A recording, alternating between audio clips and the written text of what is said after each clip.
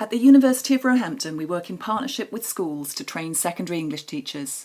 Our beautiful campus is in the heart of southwest London on the edge of Richmond Park, and it is here that we run our subject studies programme for English PGCE and school direct trainees. What do we do in our subject studies sessions?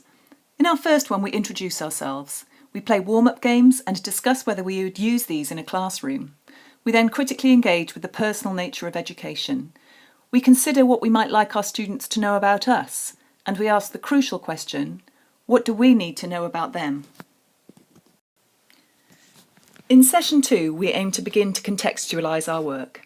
We read Terry Eagleton's chapter on the rise of English and look at Cox's 5 types of English teacher. We ask, what historically has been the nature and purpose of English teaching? And what does the national curriculum say about this currently? We also ask, what subject knowledge do we need in order to become effective English teachers? Early in the course, we discussed the vital question of lesson planning. We discussed Trevor Wright's idea of learning to love objectives.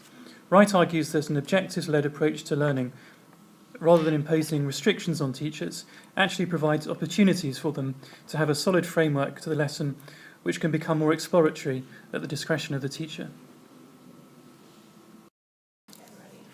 In our session on speaking and listening, we discussed Edward de Bono's 6-hat thinking, the 5 types of listening, what makes a good listener, and Neil Mercer's 3 types of speech. What I learnt is that speaking and listening should be embedded into our practice, and although speaking and listening is separately reported on the GCSE spec, it is still crucial for teaching, and we should be providing opportunities for learners in our lessons. Writing is not only an essential communication skill, but is also an important tool for expression. In our subject studies session on writing, we learnt the importance of taking pupils out of the classroom to free write in an inspirational environment. We also deepened our understanding of how to teach structure when we write, both organisation of entire essays and how to play with sentence structures. It is also vital to give pupils the time and space to write and reflect. I looked at the Key Stage 3 grammar glossary, but all of it seemed quite complex to me. So we all chose a term to become experts on and presented it back, which was lots of fun.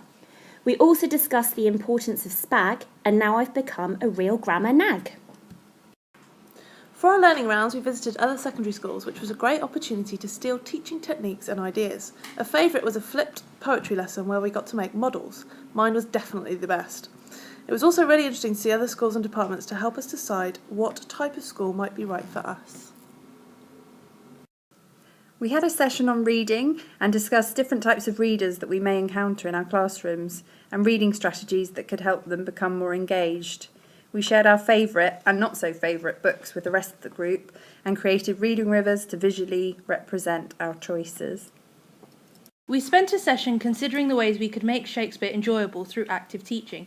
This included getting students to think about how far they would go to get their dream as a way to begin appreciating the character of Macbeth. Additionally, we created freeze frames to physically interpret the battle scene in Macbeth and understand how we can use a whoosh to actively summarise a play for students. This session definitely highlighted how fun Shakespeare can be. We devote a whole session to exploring assessment in English. We think about the difference between summative and formative assessment, and we look at ipsative assessment. We look at well-marked books, and we ask how progress can genuinely be measured in English. We also look at Fisher Family Trust, Alice and Yellis data. We scrutinise the new GCSE specs and ask whether or not we could answer the questions ourselves. We look closely at the way in which GCSE is marked and think about how we can ensure that our approach to GCSE planning is well informed and exciting. We enjoyed many extracurricular trips and disliked some others. Firstly, we went to a Shakespeare workshop at the Orange Tree, exploring active approaches to various texts. Pomona was a strange production, our reviews of which were mixed. A trip to the National Theatre with some innovative workshop activities enabled us to put English on its feet.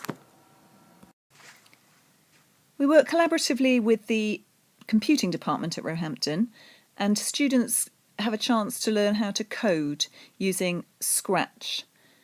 They also look at how to use digital video to good effect in the classroom, as well as understanding various tips and tricks with the electronic whiteboards. We looked at systematic synthetic phonics, which is the knowledge of grapheme-phoneme correspondence, and is designed to help students read, write and spell. We learnt that decoding is the process of reading, where a word is broken down into its graphemes, or vowels and consonants, and sounded out one by one and then blended to make a word.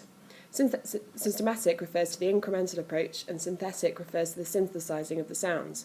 We talked about spelling strategies and how to implement this in the classroom for struggling students.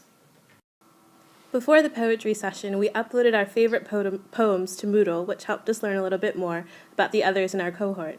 We then discussed different forms of performance poetry, including spoken word, and Mary recited one of her favourites. We looked at different techniques for teaching poetry, like collapsed poems. This helped us later on when we separated into small groups and planned creative poetry lessons of our own.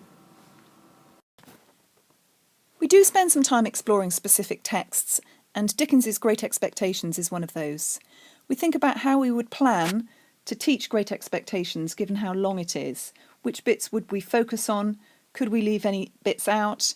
How can we encourage students to engage with the complex themes and vocabulary within this text?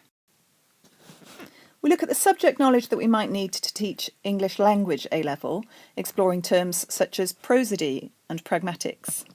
We also spend some time on English literature A-level. We think about how we might teach concepts such as post-colonialism, feminism, and Freudian readings of texts using Jack and the Beanstalk. We invite somebody from Film Club to come to talk to us about their work, and we have a look at some film clips and think about how we might decode them. This builds into a session on media studies in which we look at concepts such as audience, representation, institutions and genre within the media. We finish off by exploring Dave Keeling's Little Book of Laughter. We think about why it's important to have fun with our students and to enjoy the job ourselves. We remind ourselves that if we're not laughing, we're probably not going to be in it for the long run.